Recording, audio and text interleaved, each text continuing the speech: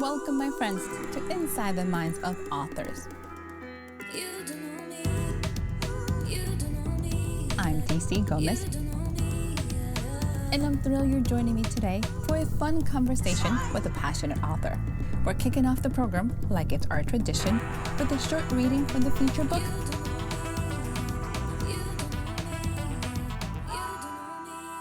I hope you guys enjoy it. Let's get started. Hello, I'm Bob May. I'm the author of The Scary Storm with Big Bunny and Little Bunny. Big Bunny was the nicest rabbit on Bunny Lane. He had few friends because most of the other bunnies thought he was too big. Little Bunny was just as nice as Big Bunny.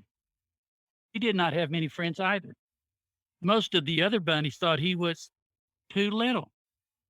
One day, Big Bunny and Little Bunny met while hopping down Bunny Lane. Big Bunny asked, "What's going on?" "Just taking a nice walk," replied Little Bunny. "Would you like to hop along with me?" he asked. "Sure," said Little Bunny. They soon became good friends. Little Bunny didn't think Big Bunny was too large. Big Bunny didn't think Little Bunny was too small. When they walked together, Big Bunny would sometimes let Little Bunny climb up on top of his head. This let Little Bunny see the neighborhood better. One winter day, the bunnies, who had not been friendly to Big Bunny and Little Bunny, were outside. They were far away from their homes on Bunny Lane. Very quickly, a cold and windy storm blew into Bunny Lane. Large, swirling snowflakes filled the air. It made it hard for the bunnies to see. The gust of wind turned the bunnies around and around until they could not tell which way to go home. They were lost in the storm. The bunnies were freezing cold. They huddled together, but they were still cold. They were afraid and started crying. They had no idea what to do. Meanwhile, Big Bunny and Little Bunny were also outside in the snowstorm. Big Bunny, with his large body and long fur, was warm even on this cold, snowy day. Little Bunny was burrowed into the fur behind Big Bunny's ears, which kept him warm as well. Little Bunny could see very well for a rabbit, even through the falling snow. From his perch on top of Big Bunny's head, he saw a sad sight. "Big Bunny, I think I see the other bunnies of Bunny Lane shivering in the cold. Hop down, Little Bunny, and tell them they can come over next to me and get warm." Little Bunny invited the others, and all of them said, "Thank you both so much." The freezing bunnies came over and stood close to Big Bunny. Soon they were nice and warm. After the snow and the wind stopped, Big Bunny and Little Bunny led them back to their homes. "We are so sorry we have not been friendly to both of you before today," said the leader of the bunnies. He continued, "Thank you for warming us and getting us safely home. Would you let us be your friends now?" Big Bunny and Little Bunny said yes. Ever since that day, Big Bunny, Little Bunny, and all the rest of the bunnies have been very friendly to each other. All is well on Bunny Lane. The end.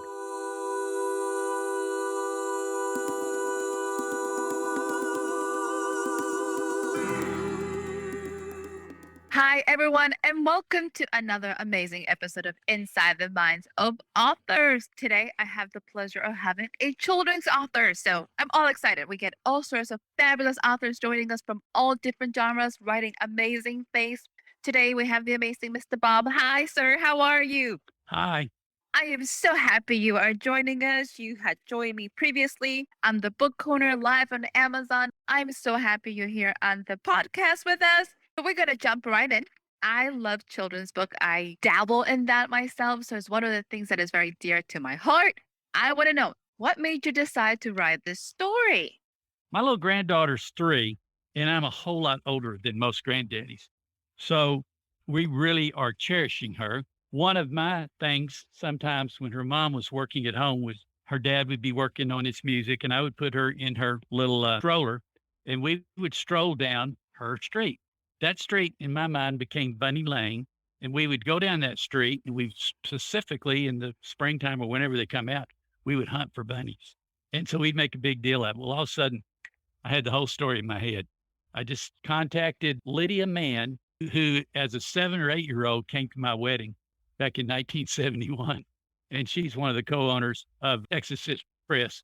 They assisted me to get it all ready to go. And here we are. I love it. Usually, when inspiration comes very quickly to us. It is one of those ideas that because you had a passion and you're writing it for her, it's absolutely beautiful. I like the message behind it. How did that one come about? Because you could have picked anything. Right. Well, I guess I don't know if it's the right term, but I guess it's a metaphor for any time that people, for no good reason, reject the possibility of friendship, especially for children. You could have a child that had a crooked leg or something else that set them apart from the other people. With children, unless somebody's threatening and your parents will protect you or something there, I guess. When you're at school, be nice to the ones that are a little bit different and then forgive people when you have an opportunity to help them. They realize that they overlooked you as a person of value. I love that. I have a copy of your book, which I'm super excited about. It is absolutely adorable. I was not aware that you drew all the pictures to it. How was that process? My first book, I had a real pro, a guy named Don McQueen, and he did my first 2 books. And then this one, 34 years later, Don unfortunately had cancer. And then right on top of that, when he was getting well from that, he got COVID. He passed.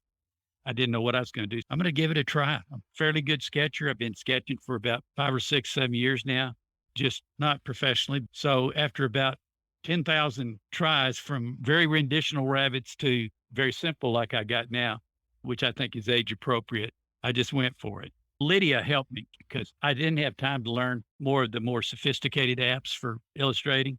So I just used paintbrush and 3D paintbrush on rare occasion. And then we did the pictures of most of the characters and cut them out manually. And then she photoshopped them in. We just made do. But for the age of the children, I'm pleased with them. What age were you aiming for? Well, my little granddaughter's probably a little young for this, but she's very bright. I would say 4 to 7, about there. That's a really good age. You're looking about first, second grade, where they're learning how to read, but they understand concepts and they're able to follow along. Does your little granddaughter have a favorite picture in the book that she's like, this is it, this is what I love? I think her favorite picture, and I'm trying to see what page it is.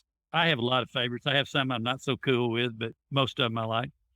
But my favorite picture in the book is on page 14. And it's one where the bunnies were freezing cold and huddled together. They have tears coming down their little faces. She was reading it and her mother was videoing her. She looks at it and here's all these bunnies clustered together, looking confused and sad and crying. She says, "Mama, look, the little bunnies are crying." And she said, "Do you see the little tears?" That's my favorite picture because she, at 3, picked up on the storyline from a kind of emotional picture. I don't know how she did it, but she kind of just by random turned 3 or 4 pages over and she got to the page where little bunny was told by Big Bunny, "Have him come over here and get warm." I also like the storm. That's a very old fashioned 50s type kind of a humanized storm blowing the snow out of its mouth. So I like that one too. It's fun to see children connecting, and you have firsthand knowledge of how they're impacted by the book just by watching her. When you were creating this book, did you had an idea if you wanted to do more? Is this going to be a series, or you're just going to be like, I'm doing this book and that's it? I think I have at least 2 more books. I want to do an adult book. This sounds familiar, probably. A granddaughter, who's now 18, graduating from high school. The little girl's daddy had died so early in life, so the granddaddy's been like her father figure. And then it has him in his last days and angels. So that's all I'm going to say about that one. Hey, that's beautiful. That is okay. I've been looking at your stories. I've been looking at your books. You have 30-year period in between them. Yes. What happened? What were you doing that there is this gap between your writing? The books came out 87, 88. In 89 and 90, I ran for district judge in Texas and I won. I surprised everybody, including myself. Anyway, so I was on the bench for a little over 20 years. I couldn't see myself going around selling books while I was hearing felony cases and big civil cases and stuff. So it just didn't seem. Later, my sister-in-law found the first 2 books in the closet, read them to her grandchildren, and The grandchildren loved them. She said, "You ought to do that again." So that's why the 30-something year gap. Were you always thinking of stories in that time frame, or was that something you said, like, I don't have time, I'm going to put it away? Because you've always been a storyteller. How did you Yeah. handle not writing stories? Well, I don't know. The courthouse is a story. You remember the old show, it's probably maybe before your time, that there are so many stories in the Naked City. Remember that thing? This has been one of them. Uh, Yes, well, I do actually. the courthouse and also hospital shows and lawyer shows. There's a lot of drama. There's a lot of real life stories. I love it. It is exciting. Tell us, Mr. Bob, if you were able to give a young author advice, what would you tell them? I would say you got to have passion or don't do it because it's hard, very difficult to learn. There's so much technical detail today that we didn't have in 87, 88. I had a traditional press. It was very small, and he was an old man, older than me, believe it or not. That's impossible to people to get. But anyway, I had a contract and everything, and it was in stores and everything. I didn't have to do much. The illustrator talked to a regular printing company that did books, and they didn't have Amazon. They didn't have any of the other things that we have, many options for self-publishing or independent publishing. You got to have passion. Don't get your hopes up until it's the right time. Where you just got to grind for a while. You get the inspiration, get the story. The story's the easy part. But finding the right illustrator is the hard part. The harder part is the market. So it's important who you link up with to try to bring your story to print and to profitability. So find somewhere something that gives you the overview and then link up with somebody like Texas Press or Amy Ravichandran, DC Gomez, who's already a star, and find somebody that will help you. Beware of people that are just going to print your book and that's it and charge you a lot of money. We still have pseudo presses that are still to some extent creating false hope on authors Yeah, yeah, because I agree. they're not really publishing companies. They're not even small presses. I try to tell this to all of our listeners and tell all my mentees. Anybody's charging you money and calling them a publishing company, they're not a publishing company. And mine's a Yes. really pretty good hybrid because they do give some training. Unfortunately, most of my training had to be just on using the computer. Being a judge for 20 years, when I started as a lawyer, we just starting computers for law offices. And then I had 5 people at the courthouse. If I called anybody, they'd come help me with a computer problem. So I didn't develop. I'm just now learning what a hyperlink is. Stuff that's basic in word processing and doing illustrations and stuff. That's what I would say. Ask several people. Find somebody who's been successful in it, that's made money at it. You're not going to do it without spending some money ultimately, though, because marketing and other things.